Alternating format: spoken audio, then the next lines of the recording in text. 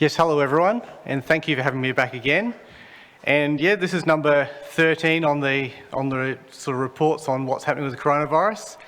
And last week I talked about that I was going to run you through a bit about how you catch coronavirus or other viruses. But I actually ended up that's on the cutting room floor, and that'll be probably next week because I'll replace that with some other things. But we'll start with our usual first slide, which is looking at the developments over the last week. So for Australia, pretty good week. 68 more cases, so we're down to 10-ish a day in Australia, which has been going down every week. There's been a little bit less. Across the world, not quite so great. And the fancy little graphic there, it's actually a bit of a boring black and white one, but it was the best I could find. That shows you day by day the number of cases being diagnosed around the world. So that's currently sitting at about 130,000 new cases diagnosed every single day. And I guess if we remember, there's a death rate of somewhere a bit over 1%. So that's a lot of people who are going to get sick and are going to pass away due to this virus. So it's important for us to remember that, because in Australia there's a bit of a disconnect where we're relatively safe. And I think if I move on to what's open in Australia, we're getting pretty close to most things being back open. So big groups of people, over 20 people, we're still not very keen on for obvious reasons. But this week you go back to, if you wanted to see your latest movie, I'm actually not sure what's on. Is there anything good on?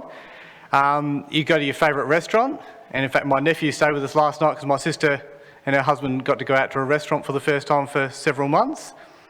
So we're moving forward in Australia, and things are opening back up, which is great. And I wanted to have a look across the rest of the world. So I spent a couple of hours trying to search out who's open where and what's actually open. And it was actually pretty hard to find reliable information about who's where. There's quite a few countries still in fairly close to full lockdown. There's some countries, again, most of the Asian countries have sort of adopted a new normal where they're rolling forward, where everyone's very respectful of other people's risks. But the two countries I get the most information on were the other major English-speaking countries, UK and the US. So for the United Kingdom, somewhere just under 2,000 new cases still every day. So remember, for Australia, we're under 8,000 cases. So they do that in half a week. And they're allowing half dozen people outdoors. It's a little bit different depending on exactly where in the UK you were. People are still encouraged to work from home. Most of the schools were still shut, and most shops will be opening up in a week or two. And for things like hairdressing, which in Australia we barely shut at all, that's still a few more weeks away. In the US, with 20 to 25,000 new cases every day, things are a bit chaotic. Some states have still got lots of things closed, but for other states, things are actually moving back to fairly close to normal. Pretty much every state I could find details on, the stay-at-home orders, or the basically shut-up-shop type orders, were in place for less than a month in total for the United States. And there's been places reopening, and really the only place over there that's still completely shut, because they're heading into their summer break for school, is all the schools are still shut. And so I guess when we have a look at this, we're looking at what's open, what's not open, what's a good idea to have open, what's not. And I guess last week I picked on Victoria a little bit about them following what we were doing in South Australia with opening things back up before they had all the cases under control. But when you look at where the rest of the world is, everywhere in Australia is in a pretty good state. And I guess the next thing I wanted to talk about was this picture here. And I think the biggest thing that's been doing the rounds this week is the concern about, I guess, racism and the treatment of different people of different colour. And I know going back right to the start of this coronavirus business, there was some racism directed at Asians. And we saw yesterday, so this is a picture of Victoria Square. And there were 5,000 people who went to a rally in support of those who might feel marginalised, of those who might feel weak or those who might feel lonely, who are misunderstood. And I guess I wanted to talk about this because as a doctor, somebody who's been standing up here every week saying that we should be making sure we're very careful and staying away from people, etc., there are times, again, as was mentioned in the talk today, where things are important enough you need to stand for them. And I guess in this situation, the police got on board. Obviously, gatherings over 20 people in South Australia are banned, and the police gave an exemption, probably in a fair part because they knew they weren't going to be able to stop it. But also it means you actually get to be inside the camp then. And the police were able to be involved in some of the planning and being part of the response and the understanding that this was important to people.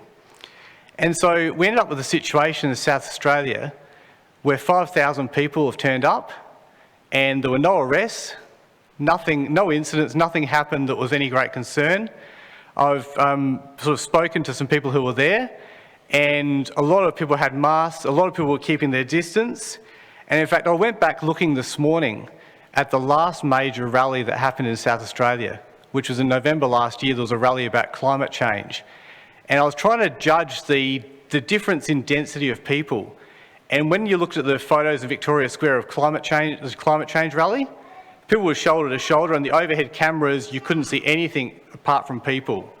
And if you look at some of the overhead shots from yesterday, people were being as respectful as they could of the social distancing. And so I guess what we're looking at there is a situation where we're all trying to stand together. So that's really important for all of us. So racism is something that it doesn't matter where you come from, we're all the same, but particularly with this virus, it doesn't seem to be any particular respecter of who you are, where you came from. Your risk is the same of catching it. And if we look at what do we need to do? Well, it's the same story I've been saying week after week. If you're sick, you need to get tested. And even if you're tested, even if it comes back clear, you still need to stay home. At the moment, we're seeing a lot of rhinovirus, which is another common cold type virus doing the rounds. And it'd be good not to see as much of that. Certainly the amount of flu doing the rounds is very low because people are staying away from each other. You need to wash your hands, wipe surfaces. If you cough or sneeze, do it into your elbow. And the third one I've got there, protect those who are more vulnerable. So that counts for physically if you're more vulnerable, but it also counts emotionally if you're more vulnerable. And I think yesterday's rallies, and they happened across the nation, are really making sure people who are feeling vulnerable feel supported. And I'm already seeing in my office a lot more people struggling with mental health. And during a time where you're feeling isolated, which I think all of us at some stage in this have felt isolated, it's important that we look after each other and really reach out to see who can we speak to, who can we care for. And for the last slide, and Darren's tips, so be like-minded and patient. In Romans 15, now the God of patience and consolation grant you to be like-minded one toward another according to Christ Jesus. So I guess there's two parts there, patience and consolation and being like-minded. Now for the few of us who are here today, and probably for the vast majority of people listening, we understand what God has in store for us.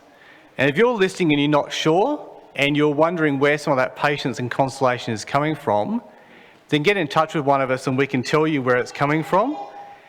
But I guess I'd like to finish with just making sure that we're aware that, like racism, for us to beat this virus is going to require many more weeks, months, possibly years of us all playing our individual role in making sure we're doing the right thing, but then as a collective, making sure we're looking for those who are in charge of us and following their guidance so that we're all moving in the same direction as a team. Thank you very much.